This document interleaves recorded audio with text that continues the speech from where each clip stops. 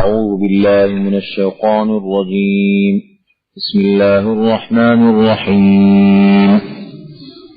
يا أيها الذين آمنوا استعينوا بالصبر والصلاة إن الله مع الصابرين ولا تقولوا لمن يقتل في سبيل الله أموات بل أحياء ولكن لا تشعرون وَلَنَبْلُوَنَّكُمْ بِشَيْءٍ مِّنَ الْخَوْفِ وَالْجُوعِ وَنَقْصٍ مِّنَ الْأَمْوَالِ وَالْأَنفُسِ وَالثَّمَرَاتِ وَبَشِّرِ الصَّابِرِينَ الَّذِينَ إِذَا أَصَابَتْهُم مُّصِيبَةٌ قَالُوا إِنَّا لِلَّهِ وَإِنَّا إِلَيْهِ رَاجِعُونَ أولئك عليهم صلوات من ربهم ورحمة وأولئك هم المهتدون.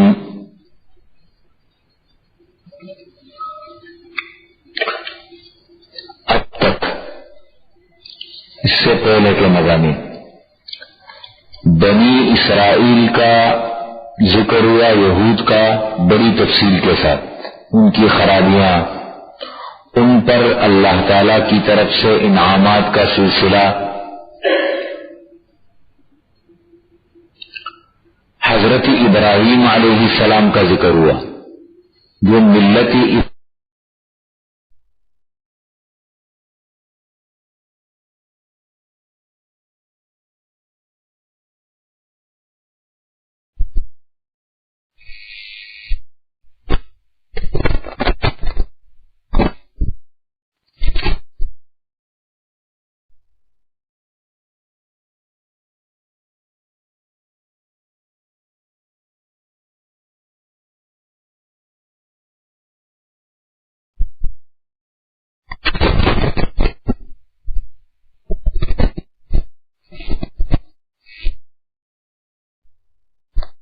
ابراہیم علیہ السلام کا واقعہ ذکر کیا، ان کے حالات بیان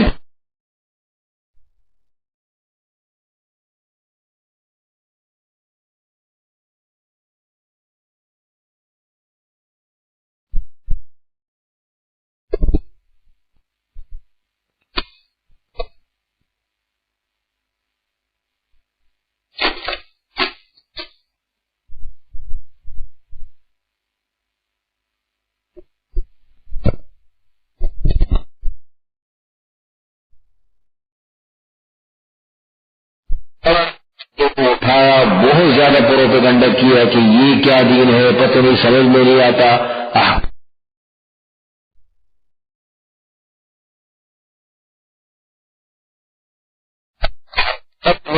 تحویل قبلہ کا مسئلہ حق تھا، ان کی کتابوں میں یہ نشانی موجود تھی کہ نبی آخر الزمان کا جو قبلہ ہوگا وہ شروع میں بیت المقدس ہوگا اور آخر میں کعبۃ اللہ بنے گا.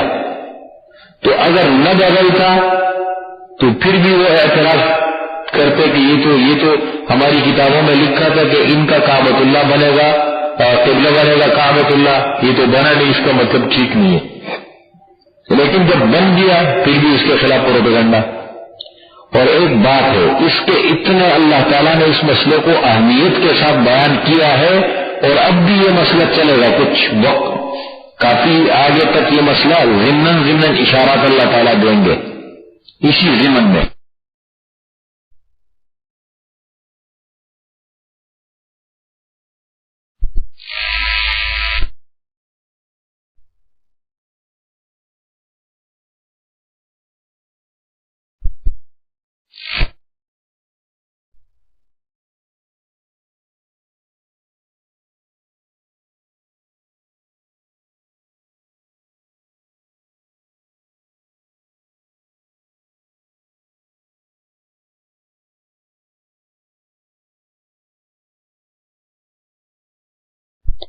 نہ ہم نے وہ حالات دیکھے، نہ واقعات دیکھے. ایک زمانہ تھا گزر گیا، حضور صلی اللہ علیہ وسلم پر اور آپ کے صحابہ پر کیا حالات آئے، مسلمانوں پر بڑے مشکل حالات تھے.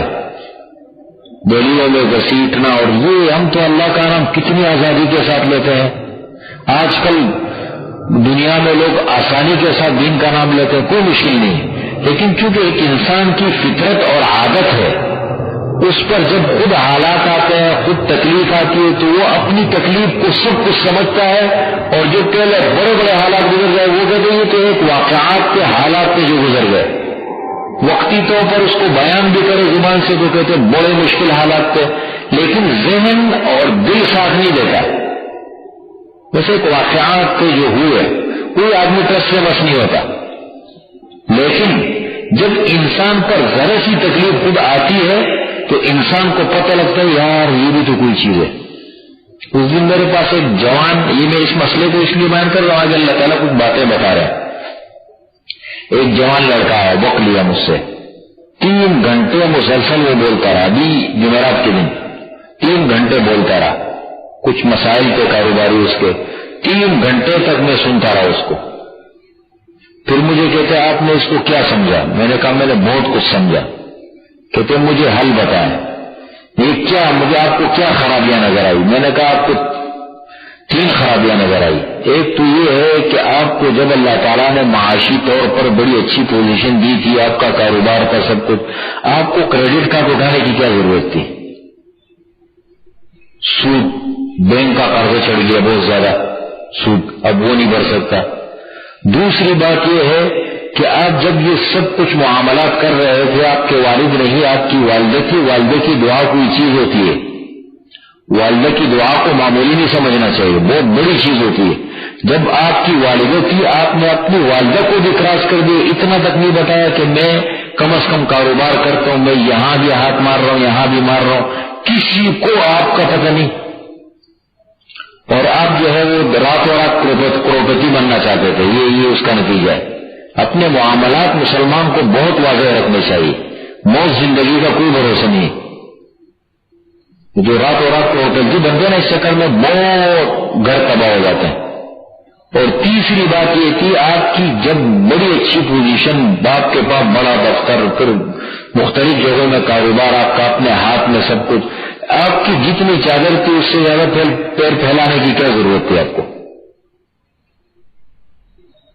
کہتے بات تو ٹھیک کہتے، حل کیا ہے؟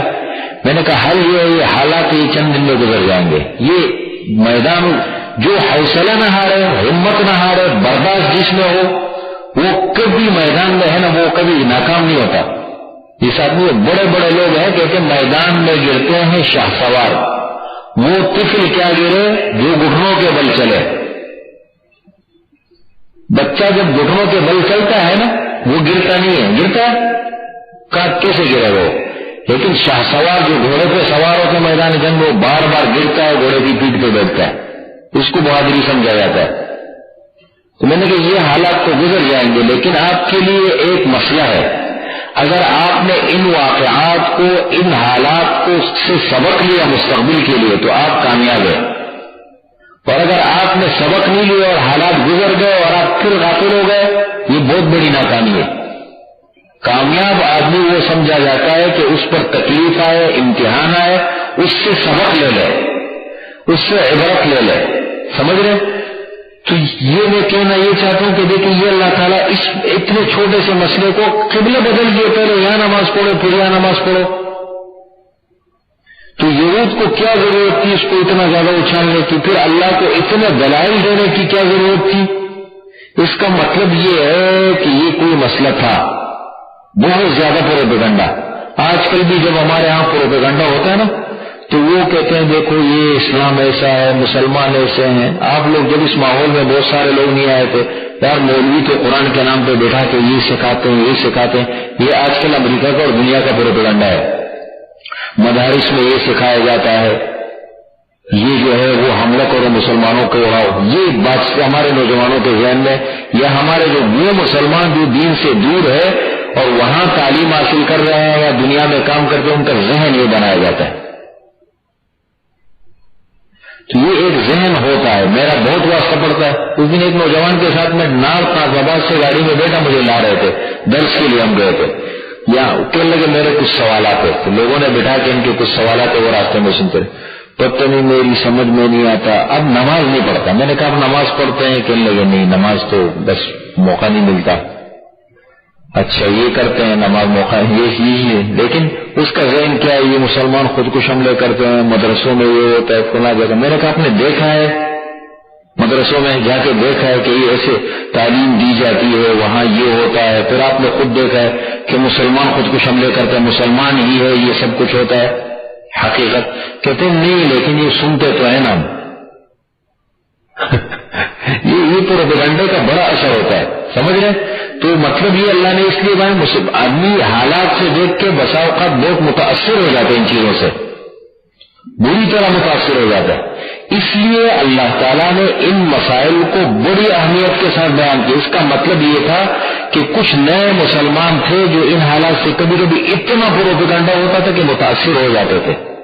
اللہ تعالیٰ نے ایک ذہنی تربیت کے لیے تحویل قبلے کے مسئلے کو بڑی اہمیت کے ساتھ بیان کیا. سمجھے آپ؟ یہ اب یہاں سے آگے کیا مسئلہ ہے یہ بڑا عجیب انداز میں شاہ ولی اللہ رحمۃ اللہ علیہ سمجھاتے ہیں. بر صغیر کی تاریخ میں ہم جس خطے میں رہتے ہیں یہ بر صغیر کا خطہ ہے. ایک پاکستان اس کا ایک حصہ ہے، ہندوستان اس کا حصہ ہے، برما اس کا حصہ ہے، بنگلہ دیش اس کا حصہ ہے، کشمیر اس کا حصہ، پورا پٹی یہ بر صغیر کہلاتا ہے.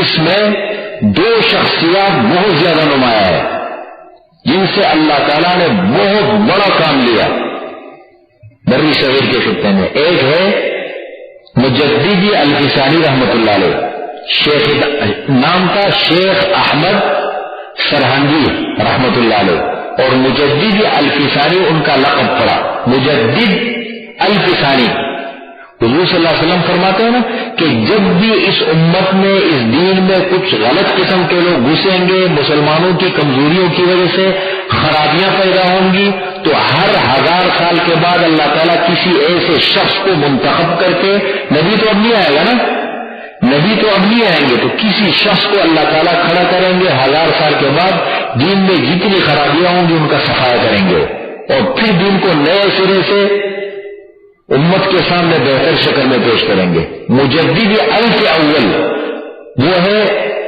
عمر ابن عبدالعزیز رحمۃ اللہ علیہ. جن کے دور کو خلافت راشدہ میں شمار کیا جاتا ہے، جن کے دور مبارک میں ایک ہی گھاٹ پر بکریاں اور بیڑیے دونوں ساتھ چلتے تھے. بیڑیا حالانکہ دشمن ہے، اتنا انصاف کا دور انہوں نے قائم کیا. دوسرے نمبر پر ہے مجددی الفسانی رحمۃ اللہ جو بر صغیر کے علاقے میں اللہ نے ان کو کھڑا کیا.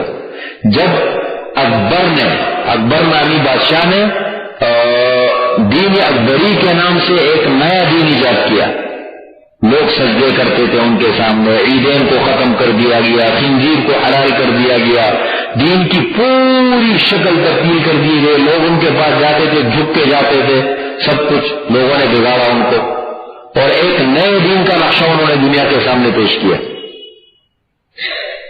اس وقت مجدد الفسانی کو اللہ تعالیٰ نے کھڑا کیا اور انہوں نے ڈٹ کر ان کا مقابلہ کیا، جیل میں بند کیا ان کو، سب کچھ ہوا، لیکن بالآخر انہوں نے پورے حالات کو بدلا.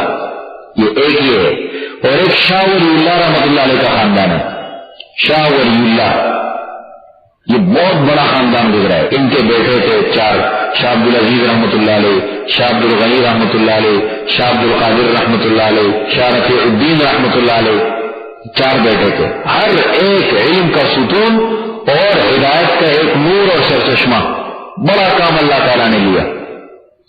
شاہ اسماعیل شہید رحمۃ اللہ علیہ ان کی اولاد میں تھے.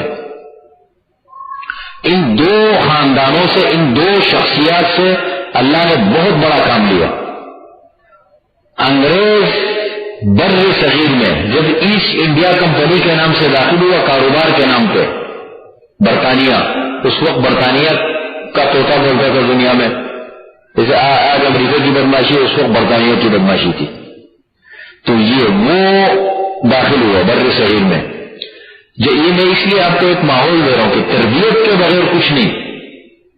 وہ جب داخل ہوا تو سب سے پہلے انگریز کے فتنے کو محسوس کرنے والے شاہ ولی اللہ رحمۃ اللہ علیہ تھے.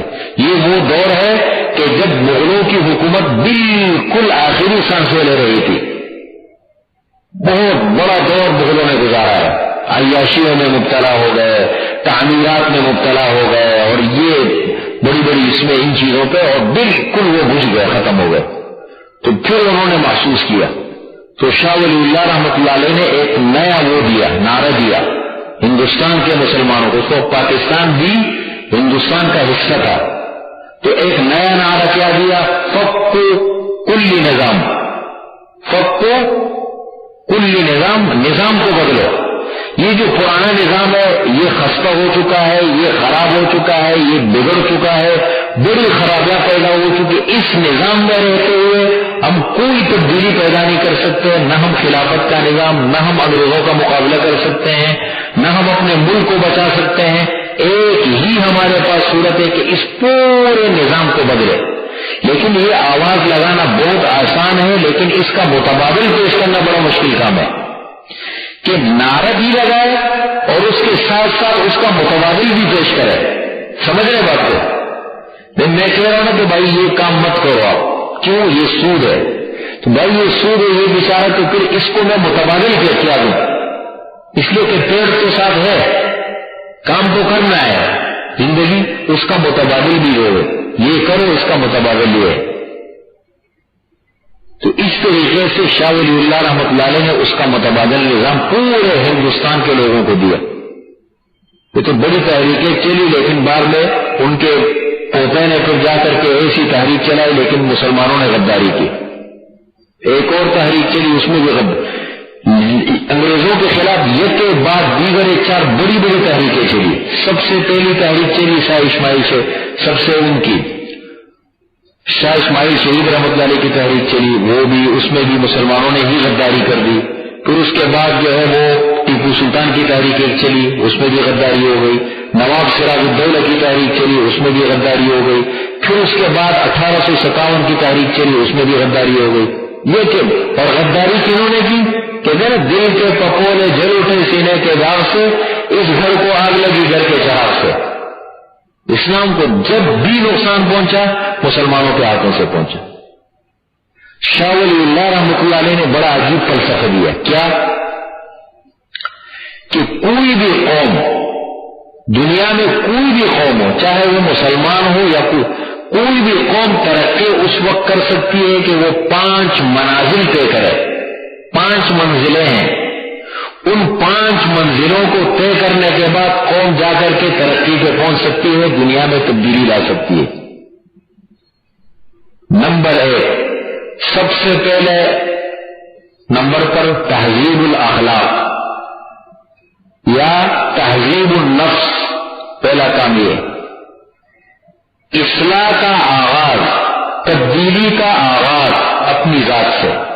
جب تک اپنی ذات کو نہ بدلے، بیٹھے نماز پڑھا کرو، یہ کیا کرو، اور خود بیٹھا دیکھ رہا ہے کہ والد نماز نہیں پڑھتا، یہ کرو. بیٹا میرا بن جائے، خود نہ بنے تو گھر میں کیا تبدیلی آئے گی؟ عملاً باتیں بڑی بڑی ہو اور خود اپنے آپ سے آغاز نہ کرے، اپنے آپ کو بدلنے کے لیے تیار نہ ہو، کبھی بھی تبدیلی نہیں آ سکتی. سمجھ رہے بات کو؟ تبدیلی عملاً لانی پڑتی ہے. زبان جو ہے نا، یہ زبان نہیں بولتی، کردار بولتا ہے. تو تہذیب النفس یا تہذیب الاخلاق، یہ سب سے پہلا مرحلہ ہے تبدیلی کا. ہم چاہتے ہیں ہمارا معاشرہ بدلے، ہم چاہتے ہیں ہمارا ملک بدلے، ہم چاہتے ہیں کہ دنیا کے اندر حالات بدل جائے. تو اس کا آغاز سب سے پہلے اپنی ذات سے، تہذیب النفس یا تہذیب الاخلاق. سمجھ رہے؟ ایک بات. نمبر 2، تدبیر المنزل. منزل کہتے ہیں گھر کو، تدبیر منزل یا تدبیر المنزل. گھر کو بدلو، اپنے گھر کو. اب ضروری نہیں گھر کو بدلے. اب مثال کے طور پر ایک آدمی خود بدل گیا، پہلا یہ تو ضروری ہے بدل گیا، لیکن گھر کا ماحول اتنا خراب ہو چکا ہے کہ جس خراب ماحول میں اس نے پہلے اس کی زندگی آزاد تھی، اب وہ خود بدل گئی، لیکن وہ گھر کو ایک دم جذبات سے تو نہیں بدلے گا نا. ظاہر بات ہے حکمت کی ضرورت ہے، منصوبے کی ضرورت ہے، سوچنے کی ضرورت ہے، ٹائم لگے گا اس پہ. اب اس نے پوری کوشش شروع کی لیکن بیوی ساتھ دینے کے لیے تیار نہیں ہے، بچے ساتھ دینے کے لیے تیار نہیں ہے، تو ٹائم تو لگے گا. اب اپنے آپ کو بدلا، یہاں ٹائم لگایا نہیں ہوا، اب آگے چلنا شروع کر دے اپنی، لیکن محنت کم از کم یہاں پر کرے۔ جب تک محنت نہیں کرے گا، اب وہ دنیا کو کہہ سکتے کہ یار بھائی میرا گھر اتنا بگڑ چکا ہے کہ میں نے محنت کی لیکن میں نہیں کر سکتا، اس لیے میں نے سفر کا آغاز یہاں سے دوبارہ شروع کر دیا۔ تو تدبیر المنزل، گھر کو بدلنا، گھر کے ماحول کو بدلنا۔ نمبر 3، سیاستی مدنیہ یا سیاستی مدینہ، مدینہ کے شہر کو، علاقے کو، اب اپنے علاقے کو بدلنا شروع کرو۔ جس ماحول میں، جس محلے میں، جس علاقے میں آپ زندگی گزارتے ہیں، ایک دوست آپ کا ہوگا اچھے ذہن کا، یہ دوست ہوگا، ان کو تبدیل کرو آہستہ آہستہ۔ یار بھائی آؤ ہم جیسے بھی زندگی گزارتے ہیں مل جل کے کم از کم تھوڑا تھوڑا ہم لوگوں کو بھی سمجھانے کی کوشش کریں۔ تیسرا مرحلہ سیاستی مدینہ کے بیس پہ۔ چوتھا ہے پھر آگے اصلاح۔ اب جب آپ کے علاقے میں ایک آپ کے پاس ساتھی تیار ہو گئے، ٹیم تیار ہو گئی، آپ کے پاس ایک ماشاءاللہ، اب آپ کا کام آگے بڑھنا چاہیے۔ اب مرحلہ ہے اصلاح الملک، اصلاح الملک۔ اب ملک، اب پورے پاکستان کے نقشے کو آپ سامنے رکھو کہ یار ہم یہاں جب اچھے لوگ ہیں تو لاہور میں بھی ہوں گے، حیدرآباد میں بھی ہوں گے، اسلام آباد میں بھی ہوں گے، آہستہ آہستہ اپنے کام کو بڑھاؤ۔ یہ خود بخود پھر ایک ذہن کے لوگ جڑنے شروع ہو جاتے ہیں۔ پھر 5ویں نمبر پہ ہے خلافت کبریٰ۔ یہ ایک پورا مرحلہ وار نظام انہوں نے بر صغیر کے سامنے پیش کیا، اور یہ نہیں کہ صرف زبانی، اس کے ساتھ ساتھ عملاً ایک ٹیم بھی تیار کی۔ شیخ کیا کہتے ہیں اس کو، سید احمد رحمۃ اللہ علیہ جو ہے، سید اسماعیل احمد، وہ جب نکلے تو ان کے ساتھ کتنے مرید تھے پتہ ہے؟ 40 لاکھ کے مرید، 40 لاکھ مرید تھے ان کے ساتھ۔ اور یہاں ہندوستان سے چلے اور ان علاقوں کو بدلتے بدلتے بدلتے بدلتے صوبہ سرحد پہنچ گئے، کتنی بڑی تحریک ہوگی؟ پھر لاکھوں تک، لاکھوں سن کے لوگ تو بہت بڑے آگے پہنچ گئے۔ لوگ پہلے سے پیاسے تھے، یہ تمام پٹی پر انہوں نے خلافت کا نظام قائم کیا۔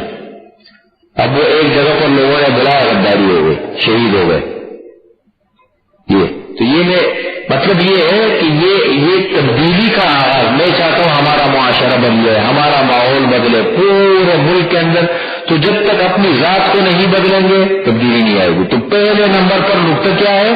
تہذیب الاخلاق یا تہذیب النفس۔ اور تہذیب الاخلاق اور تہذیب النفس کے 5 اصول ہیں جو یہاں پر ذکر ہے۔ میں اس بات کی طرف آپ کو لانا چاہ رہا تھا، میں کیسے بدلوں، میں اپنی ذات کو کیسے بدلوں، اس کے 5 اصول اللہ تعالیٰ نے اور بھی ہیں، لیکن وہ 5 اصول یہاں پر بھی ملتے ہیں کچھ 5 اصول۔ تہذیب الاخلاق یا تہذیب النفس کے 5 اصول۔ نمبر 1، 2 کا ذکر پہلے ہو چکا ہے، فاذکرونی اذکرکم، تم مجھے یاد کرو میں تمہیں یاد کروں گا۔ سمجھ رہے؟ فاذکرونی، اللہ فرما رہے مجھے یاد کرو۔ ذکر کس کو کہتے؟ ذکر کہتے ہیں نا، ذکر کرو۔ ذکر کے کیا معنی؟ ذکر کے معنی ہے یاد کرنا۔ ذکر اللہ کیا معنی؟ اللہ کی یاد، اللہ کو یاد کرنا۔ یہ سب سے پہلی روحانی جگہ ہے مسلمان کے لیے۔ ذکر جب تک نہیں کرے گا، اللہ کو یاد نہیں کرے گا، درود شریف بھی ذکر میں آتا ہے، حضور صلی اللہ علیہ وسلم کا ذکر ہے نا، تذکرہ ہے، ذکر اللہ، اللہ کا ذکر۔ جتنا ذکر ہم کریں گے، اللہ کو یاد کریں گے، تو اتنا اندر جو ہے نا روحانی طور پر انسان مضبوط ہوگا۔ یہ بنیاد ہے ذکر۔ فاذکرونی اذکرکم، تم میرا ذکر کرو، مجھے یاد کرو، میں تمہارا ذکر کروں گا۔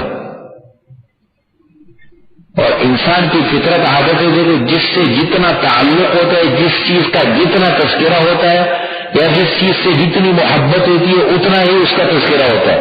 یہی ہوتا ہے نا، جس چیز سے جتنی زیادہ محبت اس کا تذکرہ اتنا زیادہ ہوتا ہے۔ جو آدمی دن کو سوچتا ہے سوچتا ہے سوچتا ہے، رات کو وہی چیز خواب میں نظر آتی ہے۔ یہ فطرت ہے انسان کی۔ جس آدمی کے خیالات بہت پراگندہ ہوتے ہیں، الٹے سیدھے خیالات آتے ہیں، رات کو بھی وہ الٹے سیدھے خیالات کے خواب دیتے ہو، انسان کی فطرت ہے۔ جس انسان کی سوچ جتنی پاکیزہ صاف ستھری ہوتی ہے، رات کو اتنے صاف ستھرے خواب نظر آتے ہیں، یہ انسان کی فطرت ہے۔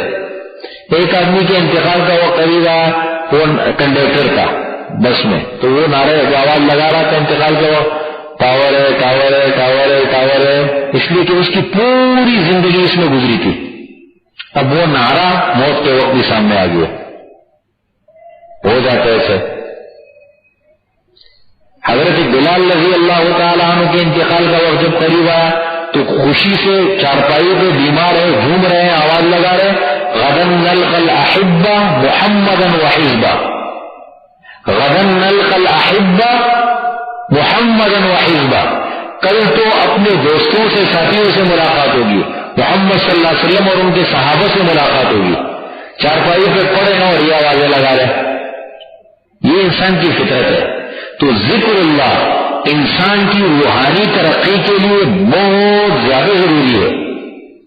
اللہ کا ذکر کرنا، اللہ اللہ، افضل الذکر لا الہ الا اللہ، لا الہ الا اللہ، لا الہ الا اللہ، یہ جب انسان کرتا ہے تو یہ ایک یہ اصول ہے، نمبر ایک اس کو کہتے ہیں تہذیب الاخلاق یا تہذیب النفس کے لیے پہلا اصول ذکر اللہ۔ نمبر دو واشکروا لی ولا تکفرون، میرا شکر ادا کرو، میری ناشکری مت کرو۔ شکر یہ بھی بہت ضروری ہے۔ شکر کے بغیر انسان کو کبھی بھی ترقی نہیں مل سکتی۔ ناشکر دنیا کی تاریخ کو ہم دیکھتے ہیں، ناشکر قومیں دیکھو کہاں سے کہاں پہنچ گئی۔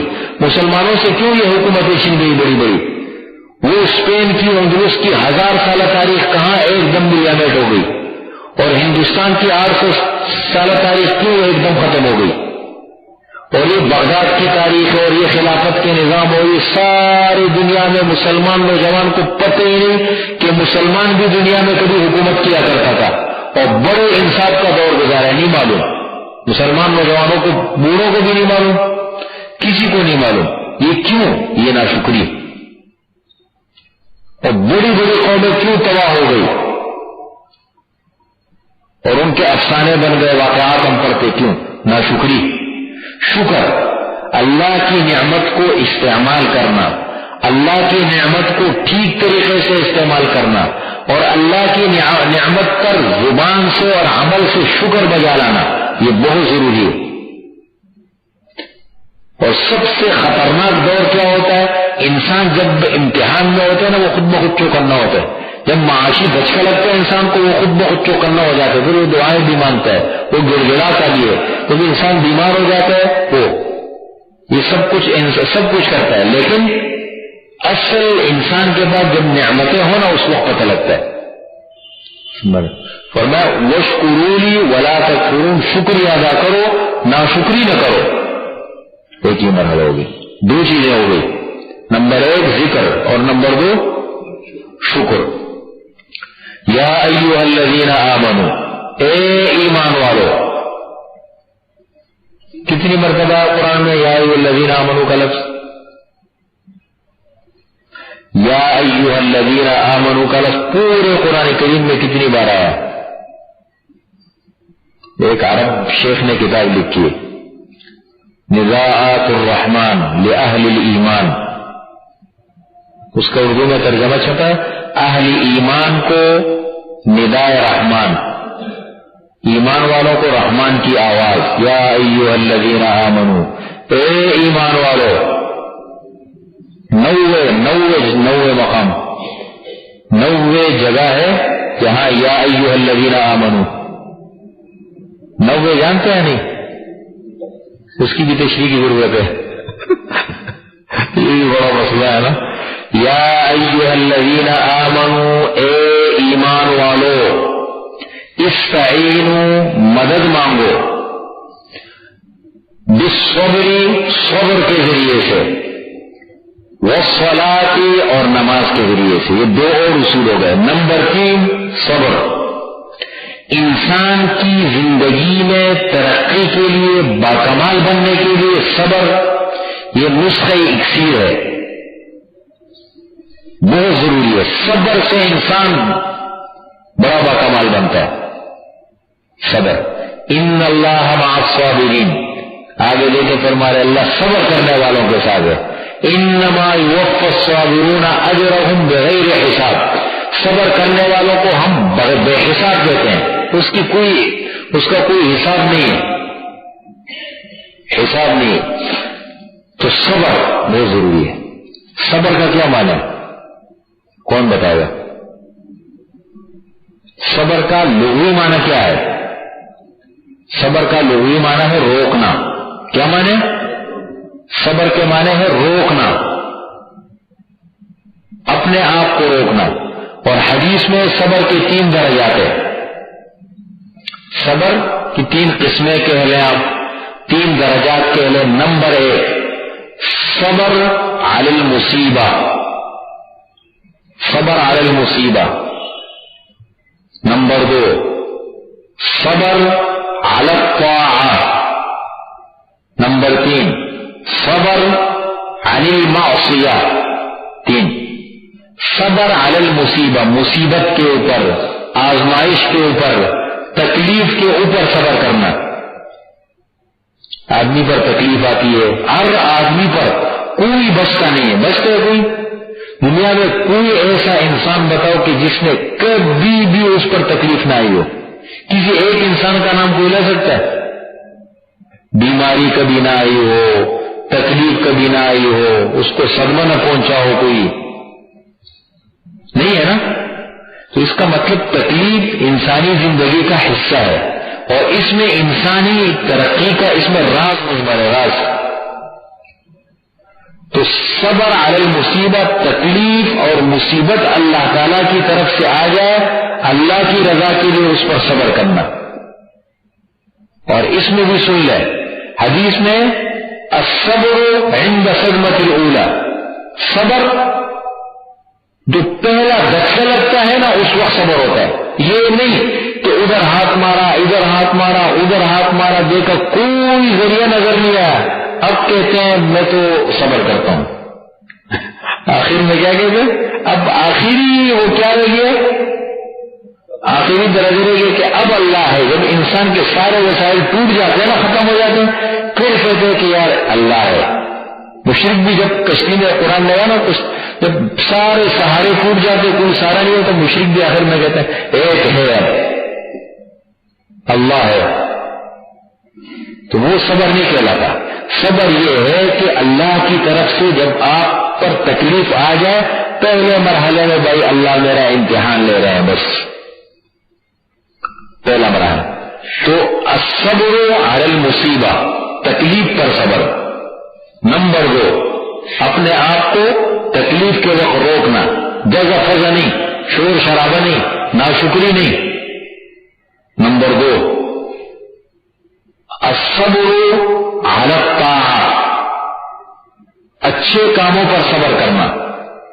دیکھیں نماز پڑھنے کو دل نہیں کرتا، اچھی طرح نماز پڑھنے کو دل نہیں کرتا، یا کسی بھی خیر نیکی کے انسان کا مزاج ہے نا، نفس یہ ہے مطلب بگوڑا، یہ بھاگنے کا عادی ہے، جان چھوڑانے کا عادی ہے، جان چھوڑا بس بھائی ادھر ادھر رکھو یا جان چھوڑا، کوئی دیکھے نہیں، بس اپنے آپ کو روکنا، اپنے کام کو صحیح طریقے سے ڈھنگ سے کرنا، نماز صحیح طریقے سے نماز پڑھنا، یہ مطلب یہ کہ جان چھوڑاؤ، دل چاہے تو کرو، دل نہ چاہے تو نہ کرو، یہ ہوتا ہے نا۔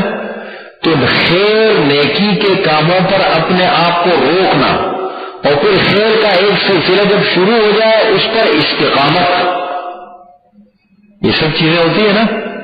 تو نیکی کے کاموں پر اپنے آپ کو مستقل روکنا، اس کو کرنا۔ آپ نماز پڑھتے ہیں، آپ کا بڑا اچھا دل لگتا ہے نماز پڑھنا، لیکن کبھی کبھی ایسے حالات بھی آتے ہیں نماز میں دل نہیں لگتا، ٹھیک ہے، نماز میں اس وقت دل لگانا یہ کمال ہے۔ آپ کا دل لگے یہ اتنا بڑا کمال نہیں، دل نہ لگے دل کو لگانا یہ ہے کمال، یہ ہے صبر علی الطاعہ، نہ چاہتے ہوئے اپنے آپ کو زبردستی روکنا، کرنا ہے. اور نمبر 3 الصبر عن المعصیہ. کوئی جن کاموں سے اللہ نے منع کیا ہے، جن کاموں سے اللہ نے روکا ہے، یہ مت کرو، یہ مت کرو، یہ غلط کام ہے، یہ مت کرو، کسی کو نقصان مت دو، اللہ کا حکم مت توڑو، ٹھیک ہے، گانا مت سنو، سمجھ رہے نہیں؟ اب ایسے وقت میں اپنے آپ کو روکنا. ان برائیوں دل چاہ رہے یار یہ کام کرو یہ کرو، لیکن نہیں، اپنے آپ کو روکنا. اللہ کی نافرمانی سے اپنے آپ کو روکنا، یہ بھی صبر کے یہ 3 درجات ہے. تو بالصبر، اور سب سے بڑا مؤثر ہتھیار، انسان کی بات کر رہا ہوں، مسلمان کی بات نہیں کر رہا ہوں، کوئی انسان دنیا میں باکمال بنتا ہے اس کے لیے بھی صبر بہت ضروری ہے، حوصلہ، صبر. تو یہ ہے تیسرا درجہ تہذیب الاخلاق کا تیسرا اصول. نمبر 4 والصلاۃ، نماز. نماز مسلمان کی ترقی میں بہت بڑا ایک ذریعہ ہے، بہت بڑا ذریعہ. جب حضور صلی اللہ علیہ وسلم فرماتے ہیں نا، اور اللہ فرما رہے کہ نماز کے ذریعے مدد مانگو، فرض نماز تو ویسے بھی مسلمان کو پڑھنی ہے، وہ نہیں، یہ عام نماز کی بات ہو رہی ہے، نوافل وغیرہ. آپ صلی اللہ علیہ وسلم جب فرماتے قرۃ عینی فی الصلاۃ، میری آنکھوں کی ٹھنڈک نماز ہے، نماز میں ہے. اس کا مطلب آنکھوں کی ٹھنڈک کوئی چیز تو ہوتی ہے نا. اور پھر آپ صلی اللہ علیہ وسلم کو کوئی بھی مشکل پیش آتی تھی، کوئی بھی مسئلہ ہوتا تھا، کوئی بھی حاجت ہوتی تھی، خود بھی امت کو بھی یہ تعلیم دی نماز پڑھو بس. تو اس کا مطلب نماز ایک بہت بڑا ذریعہ ہے ہمارے مسائل کو حل کرنے کے لیے یا تکلیف کو ختم کرنے کے لیے، بہت بڑا ذریعہ ہے. انسانی ترقی، مسلمان کی ترقی کے لیے، روحانی ترقی کے لیے نماز بھی ایک ذریعہ ہے. کتنے ہو گئے؟ 4. نمبر 5 آگے آئے گا صفا مروہ من شعائر اللہ، شعائر اللہ کی تعظیم. اس کی تشریح ہم بعد میں کریں گے. تو فرمایا یا ایھا الذین آمنوا، اے ایمان والو، استعینوا، مدد مانگو، بالصبر، صبر کے ذریعے سے، والصلاۃ، اور نماز کے ذریعے سے، ان اللہ مع الصابرین، بے شک اللہ تعالیٰ صبر کرنے والوں کے ساتھ ہے. ولا تقولوا، اور نہ کہو تم لمن، ان لوگوں کے بارے میں.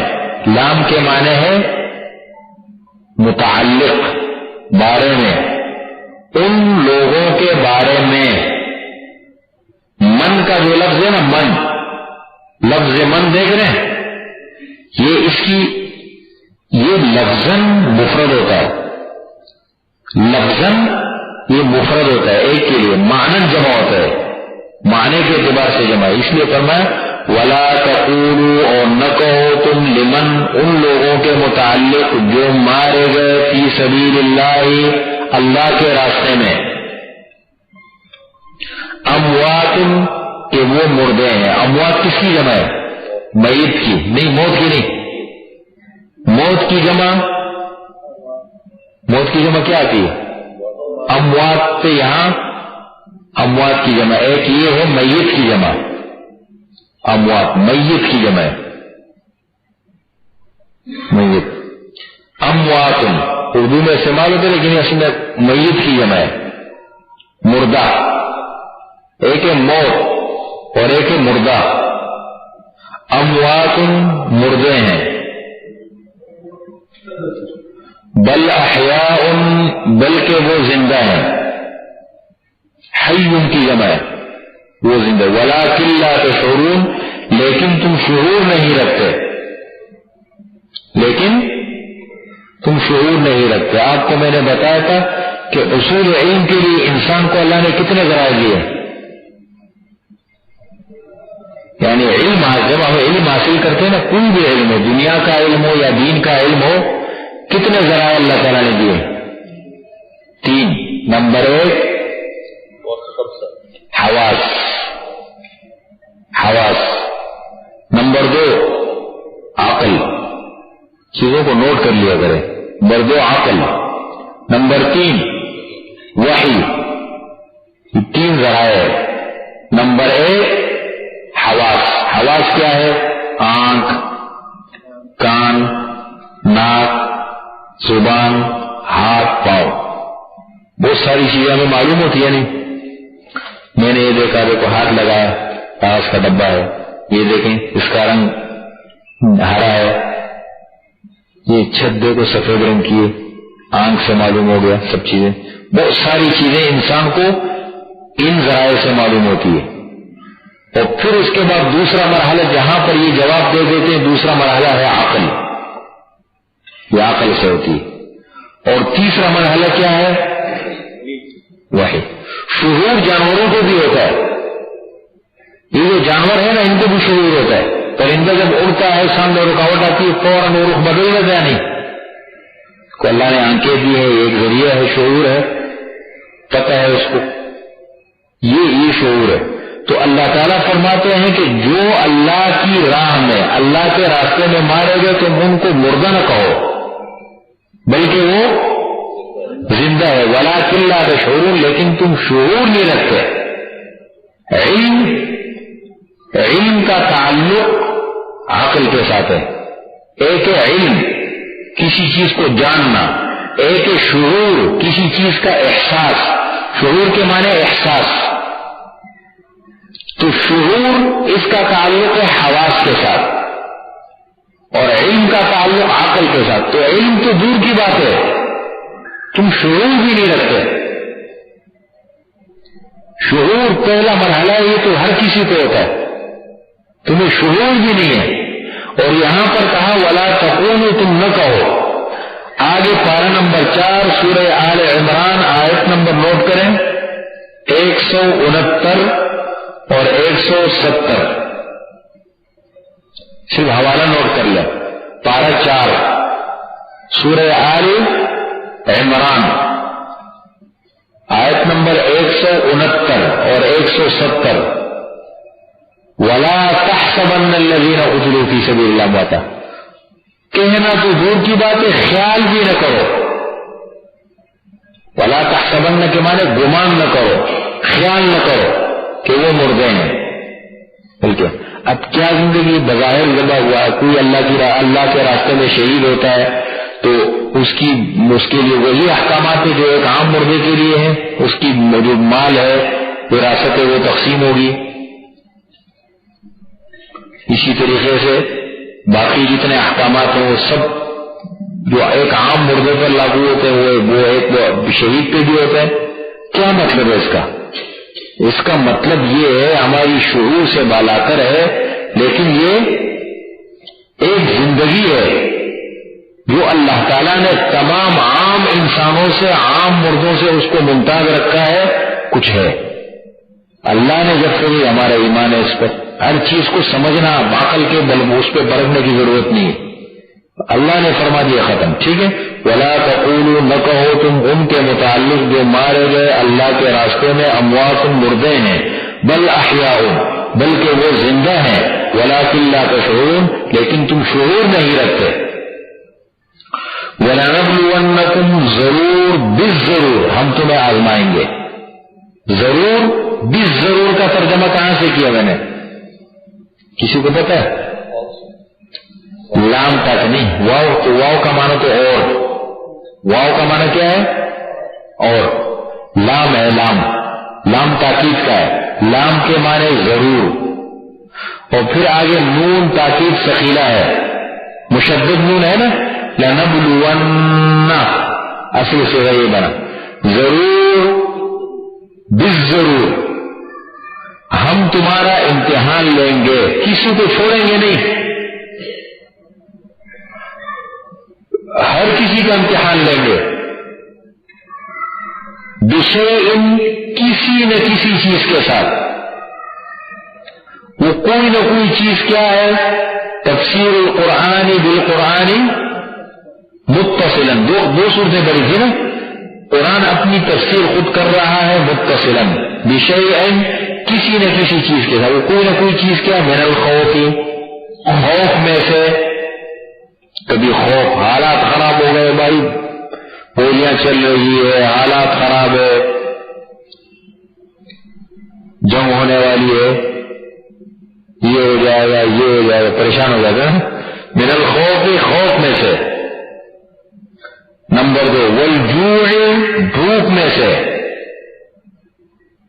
یار معاشی بحران ہے، کیا بنے گا یار، پتہ نہیں، کاروبار آج کل بالکل صحیح نہیں چلتا. اور اس کی بھی ساری صورتیں آگے بیان کر دی. ونقص من الاموال، مالوں کی کمی میں سے. کبھی کاروبار تو چل رہا ہے لیکن مارکیٹ ٹھنڈی ہو گئی، کبھی جو ہے وہ ملازمت ختم ہو گئی. ونقص من الاموال، مالوں کی کمی میں سے. والانفس، انفس نفس کی جمع ہے، جانوں کی کمی میں سے. رشتے دار کا انتقال ہو گیا، گھر میں کسی کا انتقال ہو گیا. اور کچھ ہوتے ہیں انسان کو عجیب عجیب حالات پیش آتے ہیں نا. والانفس والثمرات، پھلوں کی کمی میں سے.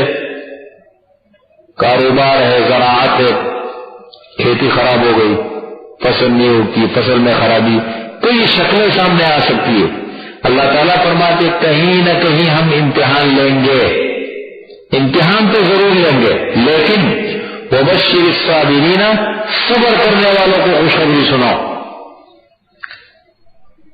جو صبر کرے ان کو خوشخبری دو. یہ امتحان اللہ تعالیٰ لیتے ہیں، خوشخبری. یہ صابر کون ہے؟ صبر کرنے والے. تفسیر القرآن بالقرآن متصلا، یہ نوٹ کر لیا کریں. تفسیر القرآن بالقرآن متصلا، کیا معنی متصلا؟ بالکل ملی ہوئی. کون ہے صبر کرنے والے؟ الذین اذا اصابتهم مصیبہ، جب کبھی ان کو مصیبت تکلیف پہنچتی ہے، جب کبھی ان کو تکلیف آتی ہے، ان کو مصیبت آتی ہے، امتحان آتا ہے، قالوا، کہتے ہیں، انا للہ و انا الیہ راجعون، بے شک ہم اللہ کے لیے ہیں اور اللہ کی طرف لوٹ کر جانے والے ہیں. یہ ان کا جملہ ہوتا ہے. تکلیف جب بھی آئے، اس لیے یہ دعا ہر مسلمان کو یاد ہونی چاہیے. حدیث میں اس کے ساتھ ایک ٹکڑا اور بھی ہے، وہ بھی یاد ہو جائے تو پھر بہت زبردست ہے. انا للہ و انا الیہ راجعون، اللہم اجرنی فی مصیبتی واخلف لی خیرا منها، واخلف لی خیرا منها، واخلف لی خیرا منها. دونوں طرح یہ پوری دعا یاد ہو جائے نا، اتنی زبردست دعا ہے، بڑی عجیب دعا ہے. حدیث میں ہے اس کا، حضور صلی اللہ علیہ وسلم فرماتے کوئی بھی تمہیں تکلیف پہنچے، چراغ بجھ گیا، فوراً کی جو زبان سے نکلے انا للہ و انا الیہ راجعون. حضرت عائشہ صدیقہ رضی اللہ عنہا ساتھ بیٹھی تھی، یا رسول اللہ اس پہ بھی انا للہ و انا الیہ راجعون؟ فرمایا ہاں، جو بھی تکلیف پہنچے اس پہ انا للہ و انا الیہ راجعون. دس کو ٹوٹ جائے انا للہ و انا الیہ راجعون. بڑے زبردست عجیب اثرات ہوتے ہیں اس کے.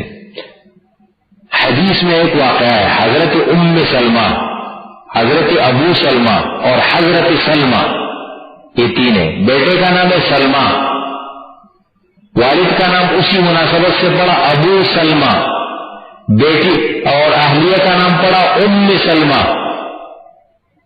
سلمہ کی ماں، سلمہ کے والد سلمہ. یہ مکہ مکرمہ میں ایک محبت کی ایک مثال گھرانہ سمجھا جاتا تھا. مثال کے طور پر لوگ پیش کرتے تھے کہ میاں بیوی کی محبت، کہتے ابو سلمہ اور ام سلمہ کی محبت، مثال دیا کرتے تھے. جب مسلمان ہو گئے اور ہجرت جب فرض ہو گئی، جب ہجرت کرنے لگے نا مدینہ منورہ کی طرف، تو ان کے قبیلے والے آ گئے، بچے چھین لیا کہ تم جا سکتے، بچے کو کہا لے جا رہے، بچے کو نہیں لے سکتے. وہ جو ام سلمہ کے گھر والے تو تم جا سکتے ہو، ابو سلمہ کو کہا ہماری بچی کو کہا لے جاتے جاؤ. اب تینوں بچھڑ گئے. حضرت ابو سلمہ تنہا مدینہ منورہ چلے گئے، ام سلمہ کو ان کے خاندان والے لے گئے، اور ابو سلمہ کو جو ہے وہ سلمہ کو ان کے خاندان والے پورا خان. حضرت ام سلمہ فرماتی ہے کہ میں کبھی کبھی صبح کو نکل جاتی تھی، اور وہ ایک مکہ مکرمہ ایک پہاڑ ہے جہاں سے وہ چلے تھے، اس پر بیٹھ کر کے شام تک میں روتی تھی، ان کی جدائی میں روتی رہتی تھی. بڑے عرصے کے بعد تھوڑا احساس ہوا کچھ لوگوں کو، یار کیوں اس بیچاری کو تم نے روکا، کیا ملتے تمہیں اس پہ، ستاتے ہو خامخواہ۔ بیٹا دیا اور میں روانہ ہو گئی مدینہ منورہ کی طرف۔ بڑے عرصے کے بعد جا کے میں مدینہ منورہ اپنے شوہر سے ملی، پھر زندگی گزارنے لگے ہم، پھر کچھ عرصے کے بعد پھر شوہر کا انتقال ہو گیا، ایک اور بڑا دھچکا لگ گیا۔ جب یہ بڑا دھچکا لگا تو اس کے بعد ایسا ہوا کہ میں بڑی جو ہے وہ آپ صلی اللہ علیہ وسلم کے پاس گئی، بہت تکلیف میں تھی کہ یا رسول اللہ تو بڑا مسئلہ ہو گیا میرے لیے۔ پہلے ایک مصیبت تکلیف آئی، پھر اس کے بعد ایک اور تکلیف آئی، تو حضور صلی اللہ علیہ وسلم نے فرمایا کہ ایک کام کرو، تم یہ دعا کرو، انا للہ و انا الیہ راجعون اللہم اجرنی فی مصیبتی واخلف لی خیرا منہا۔ یہ پڑھا کرو۔ کیا مانے؟ ہم اللہ کے لیے ہیں، اللہ کی طرف لوٹ کر جانے والا۔ اللہم اجرنی فی مصیبتی، اے اللہ میری اس تکلیف مصیبت میں مجھے اجر دے دے اور مجھے اس کا بہتر بدلہ دے دے۔ تو میں دعا تو پڑھنے لگی، لیکن میں یہ سوچتی تھی کہ اس کا بہتر مجھے کہاں سے ملے گا، ابو سلمہ جو ہے شوہر مجھے کہاں سے مل سکتے ہیں؟ کہتے جب میری عدت ختم ہو گئی تو حضور صلی اللہ علیہ وسلم کی طرف سے پیغام آ گیا۔ بڑی عجیب دعا ہے، اتنے عجیب اثرات ہیں اس دعا کے، اور یہ تو مسلمان کو بالکل سیکھنا چاہیے، ہر مسلمان کو یاد ہونا چاہیے۔ الذین اذا اصابتهم مصیبہ، جب ان کو کوئی مصیبت تکلیف پہنچتی ہے، قالوا کہتے ہیں انا للہ، بے شک ہم اللہ کے لیے ہیں، وَإِنَّا إِلَيْهِ رَاجِعُونَ، اور بے شک اللہ تعالیٰ کی طرف لوٹ کر جانے والے ہیں۔ جب کسی کا انتقال ہوتا ہے نا تو یہ دعا پڑھتے ہیں نا، کیوں؟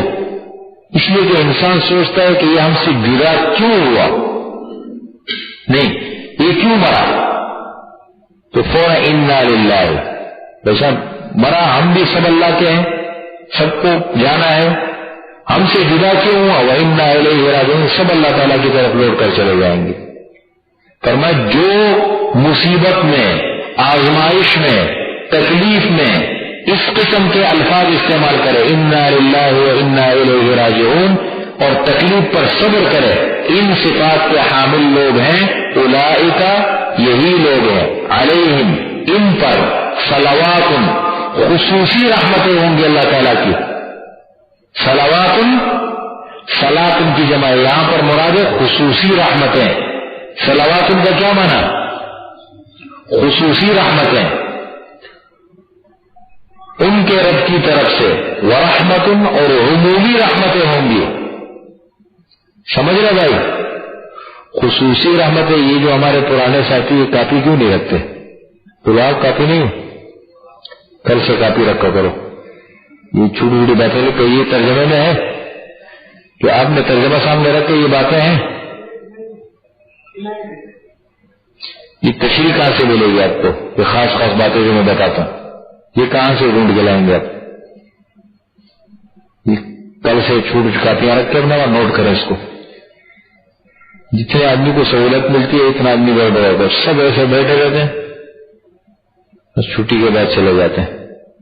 لوگوں کو ہمارے تاجانی صاحب ایک بڑے ہو گیا نا، کل سے کاپی رکھنی ہے سب کو۔ اولئک، یہی لوگ ہیں، علیہم، ان پر، صلوات، خصوصی رحمتیں ہوں گی ان کے رب کی طرف سے، ورحمت، عمومی رحمتیں ہوں گی، واولئک هم المہتدون، اور یہی لوگ ہیں ہدایت یافتہ،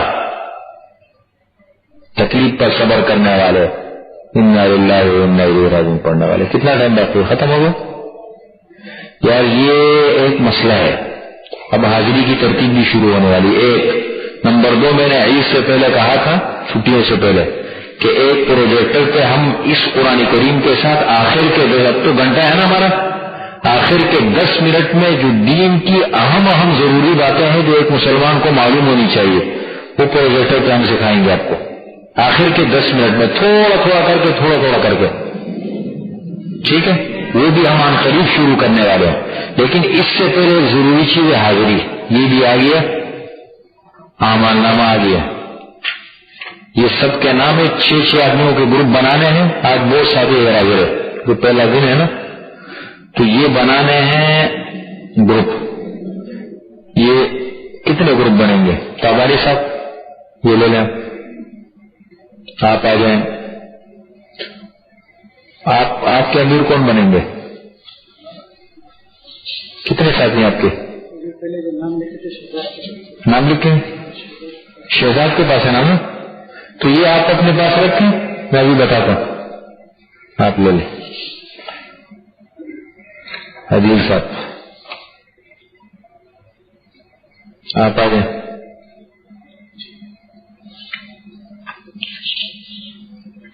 ایک آپ رکھیں، میں آپ کو آدمی دے رہا ہوں، ٹھیک ہے؟ ایک آپ رکھیں، پرانے ساتھی ہیں اور پرانے ساتھی کہاں ہے بھائی؟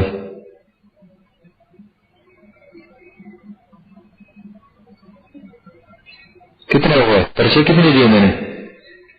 یہ تو بہت کم ہو گئے ابھی۔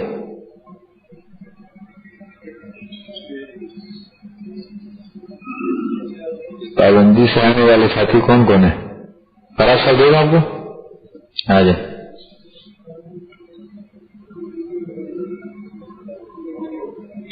اب ذمہ داری بڑھ گئی آپ کی، جو ہاتھ میں لے رہے نا یہ سمجھے مکتب عشق کا انداز میرا علاج ہوتا، اس کو چھٹی نہیں ملی جس نے سبق یاد کیا۔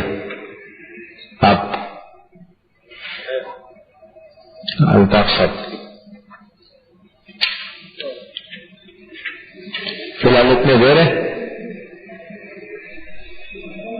ڈاکٹر صاحب